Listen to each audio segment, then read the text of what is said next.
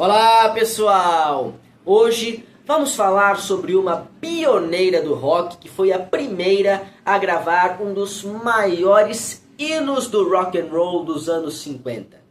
Eu estou falando de Willie Mae Thornton, mais conhecida pelo nome artístico de Big Mama Thornton. Vale a pena traduzir que Thornton é o seu sobrenome, ao passo que Big Mama significa a grande mãe, a mãezona. Ela nasceu no dia 11 de dezembro de 1926, na cidade de Arlington, estado norte-americano do Alabama. Seu pai era um pastor evangélico, e uma vez que as comunidades evangélicas afrodescendentes dos Estados Unidos têm uma ligação muito especial com a música, foi lá na igreja que Big Mama Thornton, assim como diversos outros artistas que nós já estudamos anteriormente aqui no programa, foi lá que ela aprendeu a cantar, a dançar e até mesmo a tocar gaita e bateria. No início de sua adolescência, Big Mama Thornton começou a fazer parte de um conjunto local de sua cidade chamado Sammy Green Hot Harlem Revue. Um nome bastante longo para uma banda, convenhamos, mas a partir dele podemos deduzir que ela era liderada pelo artista Sammy Green, cuja fotografia eu infelizmente não consegui encontrar para mostrar aqui para vocês. Independentemente disso, no ano de 1940, esta banda foi convidada para fazer parte de um evento itinerante de música negra que proporcionou a Big Mama Thornton a sua primeira turnê de sua vida, com apenas 14 anos de idade. Este evento itinerante se chamava Chitlin Circuit e consistia em que diversas bandas, diversos conjuntos musicais, orquestras de cantores negros, de cantoras negras, de músicos, de artistas negras, enfim, circulavam por todo o sul dos Estados Unidos, fazendo apresentações itinerantes. Big Mama Thornton e a banda Sammy Green Hot Harlem Revue tiveram o prazer de participar desse evento. E assim, Big Mama Thornton circulou com eles de 1940 a 1948, ou seja, dos seus 14 aos seus 22 anos de idade. Até que, em 1948, ela veio a se estabelecer na cidade de Houston, no estado norte-americano do Texas. Foi lá que ela começou a sua carreira fonográfica. Primeiramente, na verdade, ela começou a cantar em uma casa noturna chamada Eldorado Ballroom. Lá ela foi descoberta por uma gravadora local que a convidou a gravar o seu primeiro disco, o qual não fez nenhum sucesso. Em contrapartida, ela conheceu lá uma pessoa muito importante para o seu crescimento individual como artista. Johnny Otis, que era líder de uma banda. Ele convidou Big Mama Thornton para fazer parte de sua banda e apresentou-a também ao dono da Peacock Records, outra gravadora local da cidade de Houston, Texas, com a qual Big Mama Thornton assinou contrato de 5 anos de exclusividade. Foi lá que ela gravaria o seu primeiro e maior sucesso de toda a sua carreira, que é a nossa música de hoje. Então, senhoras e senhores, preparem-se, pois vamos falar no programa de hoje sobre uma canção intitulada Hound Dog, ou em português, Cão de Caça.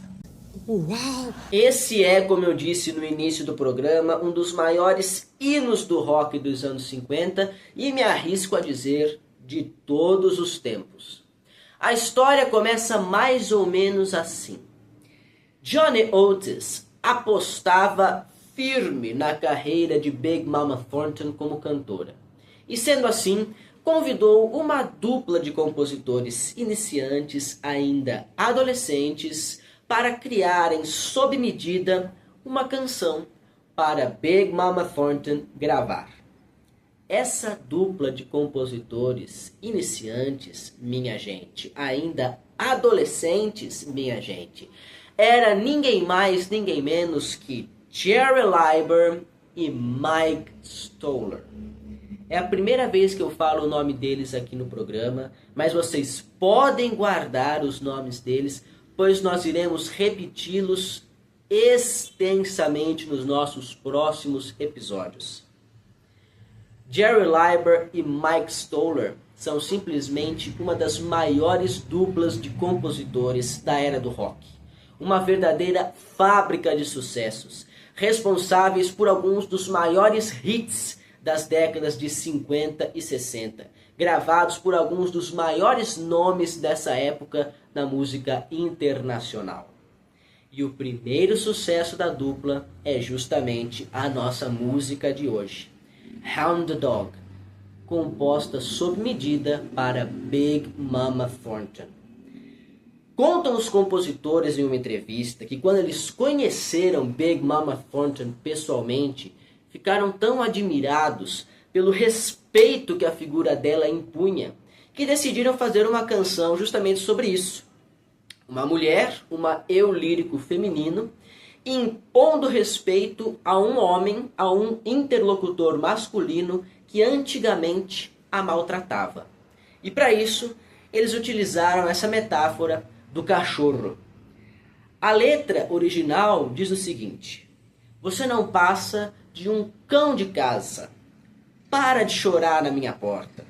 Você pode abanar o seu rabinho o quanto quiser, mas eu não vou te dar mais comida.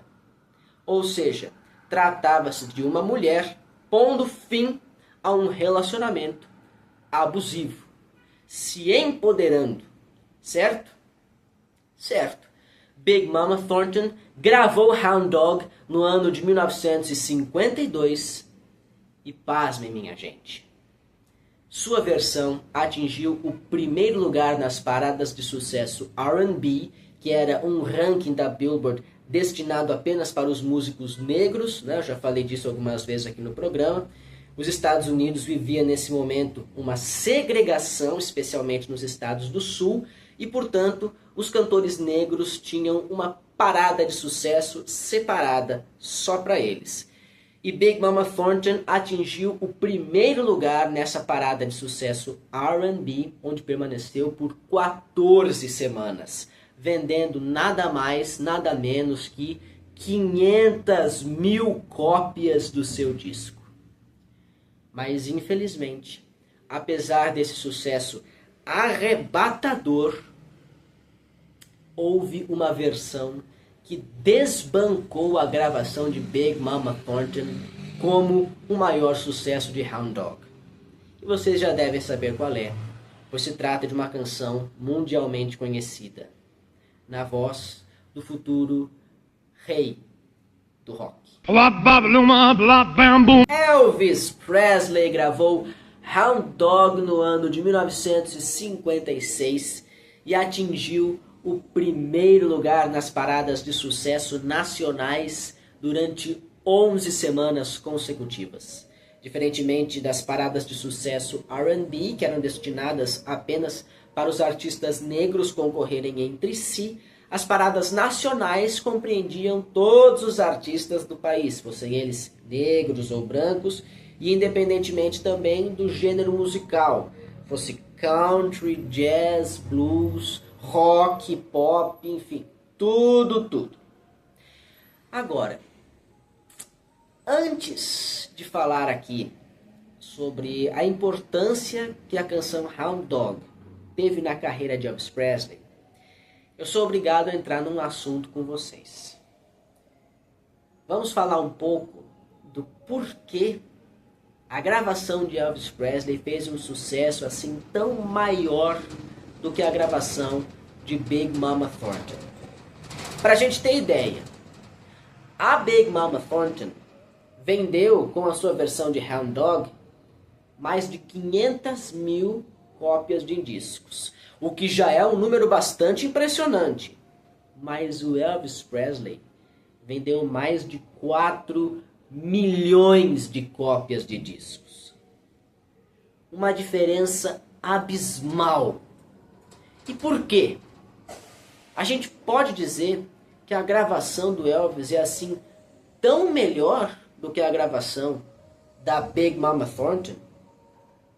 Não. E olha que eu sou obrigado a confessar que eu prefiro a gravação do Elvis do que dela. Eu acho que a gravação da Big Mama Thornton ainda se parece muito mais com o blues do que com o rock, sabe? Na minha opinião, a gravação do Elvis se parece muito mais com o estilo de rock que a gente aprendeu a gostar, entende? Com aquele estilo de rock que se consolidou, que se popularizou ali a partir da segunda metade dos anos 50, entenderam?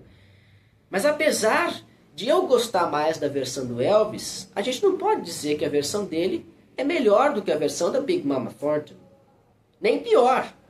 Ambas são excelentes gravações. Igualmente. Da mesma forma, vamos pensar, vocês acham que o Elvis, no total da carreira dele, fez esse sucesso astronômico, incomparável que ele teve, porque ele era um artista mais competente do que a Big Mama Thornton? Não, claro que não. E também não estou querendo dizer aqui que o Elvis era um artista incompetente. Longe disso. Um dos meus artistas preferidos é Elvis Presley. Um dos meus maiores ídolos de toda a minha vida é o Elvis Presley. Ele com certeza era um artista muito talentoso, um excelente cantor, excelente dançarino. Agora, a Big Mama Thornton também era uma excelente cantora, excelente intérprete. Então, por que ele fez esse sucesso avassalador e ela não? A resposta é muito simples, minha gente. Porque a fórmula do sucesso é você ser branco. E o Elvis Presley era branco. Muito simples a resposta. E aqui tem muita gente que fala que ao se tornar o rei do rock, o Elvis cometeu uma espécie de apropriação cultural, né? Ao se apoderar de uma cultura que nasceu nos guetos afrodescendentes dos Estados Unidos, ali do sul.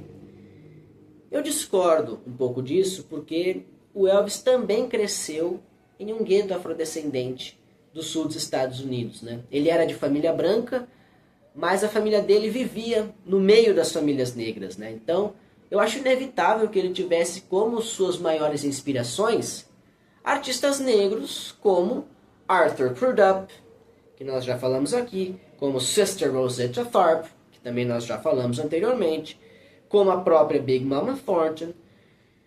O que é imperdoável é o fato de que, em muitos casos, o Elvis não pagou os direitos autorais que esses artistas mereciam receber. E nem estou falando tanto da nossa música de hoje, porque ela foi composta por 2 compositores brancos, e mesmo sob encomenda para a Big Mama Thornton, quem receberia os direitos seriam eles, e não a Big Mama, porque ela foi intérprete e não foi compositora. Mas no caso de That's Alright Mama, por exemplo, que é o primeiro sucesso do rei, e do qual nós já falamos anteriormente, é uma composição do Arthur Crudup, que não recebeu um centavo por todo o sucesso que o Elvis fez com ela. Então isso é uma coisa que a gente precisa problematizar, mas com certeza eu não vou deixar de escutar Elvis por causa disso e não vou deixar de preferir. Você é ridículo! E nós vamos ver futuramente, em próximos programas, falando sobre outras canções em que esse fenômeno voltou a se repetir, que isso não é uma culpa individual do Elvis. Ele não fez isso de propósito, porque ele era mau caráter. Nada a ver. Isso era uma jogada publicitária da própria indústria fonográfica, da indústria cultural, que percebeu que o público jovem, consumidor, se identificava com o gênero musical do rock and roll, do doo-wop, que são de origem negra, mas que até mesmo os jovens brancos estavam dispostos a pagar para consumir aquele tipo de música e, portanto, a indústria cultural viu nisso um negócio de potencialmente alta lucratividade. E sendo assim, os produtores musicais começaram a prestar atenção em canções originalmente gravadas por artistas negros e que haviam feito um modesto sucesso, para serem regravadas por artistas brancos e aí sim explodirem de sucesso no país inteiro e no mundo inteiro. Porque daí sim, esses artistas brancos teriam um rostinho padrão, aceitável, para aparecerem ali na capa da revista, nos programas de televisão, etc. Porque se pusessem o rosto de um artista negro, aquilo iria chocar a tradicional família. Se bem que o rock foi um gênero musical tão revolucionário que até os artistas brancos chocaram a tradicional família. É o caso do próprio Elvis Presley, e aqui eu vou entrar, para a gente finalizar o programa, na questão da importância que Hound Dog teve em sua carreira. Antes mesmo do Elvis gravar essa música em disco, em 1955, o Elvis interpretou Hound Dog ao vivo no programa Milton Berle Show, capitaneado pelo apresentador Milton Berle.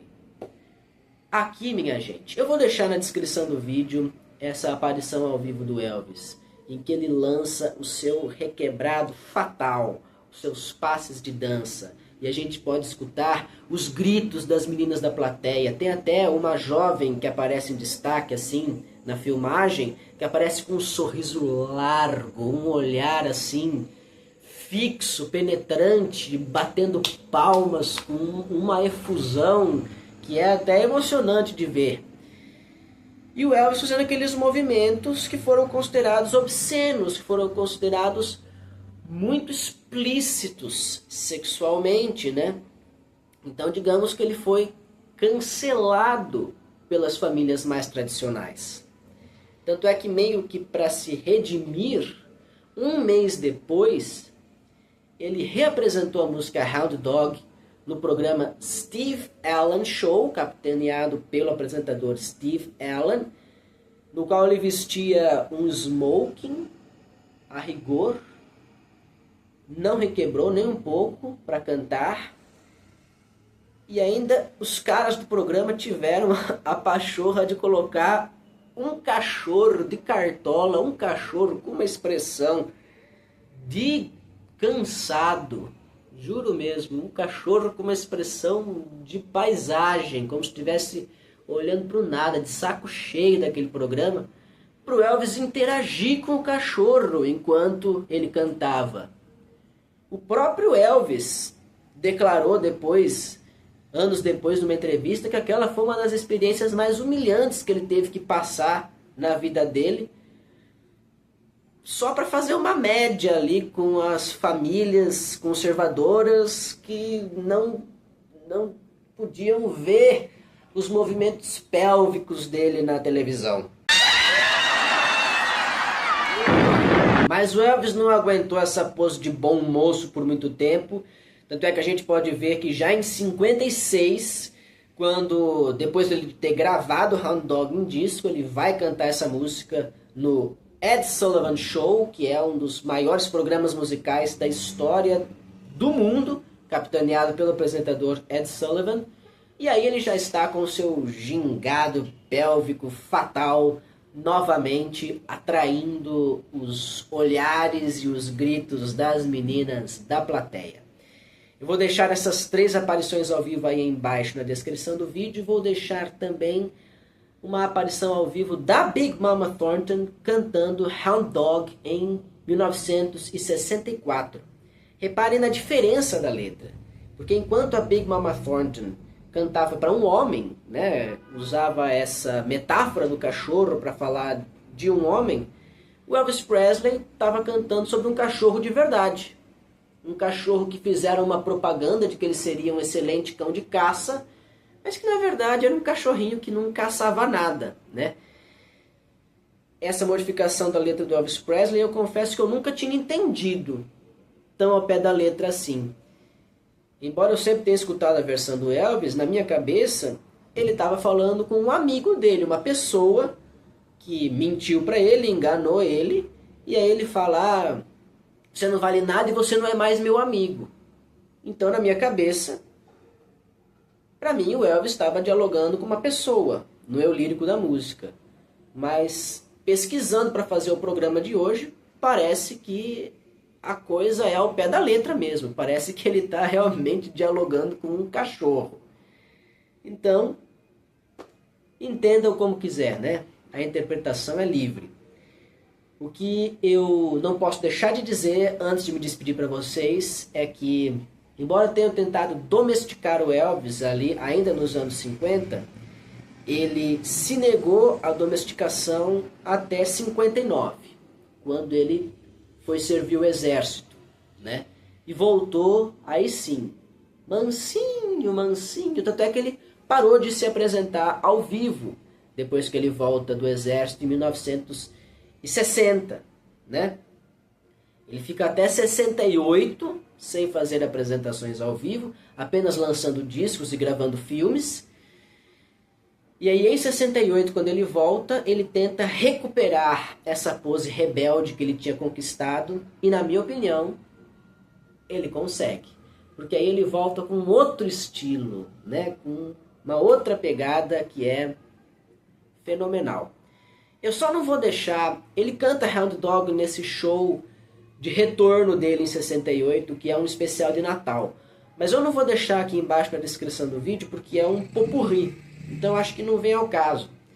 Mas o que eu vou deixar sim na descrição do vídeo é uma cena da cinebiografia do Elvis, lançada em 2022, se eu não me engano, e que tem uma cena que reproduz a apresentação ao vivo do Elvis no Milton Berle Show, que ficou idêntica. Idêntica. Assistam, comparem que vocês vão gostar, não vão se arrepender. Ok? Então, minha gente, ficamos por aqui. Muito obrigado pela paciência de quem acompanhou até o final. Deixe seu comentário, sua curtida, inscreva-se no canal e eu te agradeço muito pela audiência, tá bom? Muito obrigado, até semana que vem. Um abraço no coração, beijos na alma e lembranças do Emílio.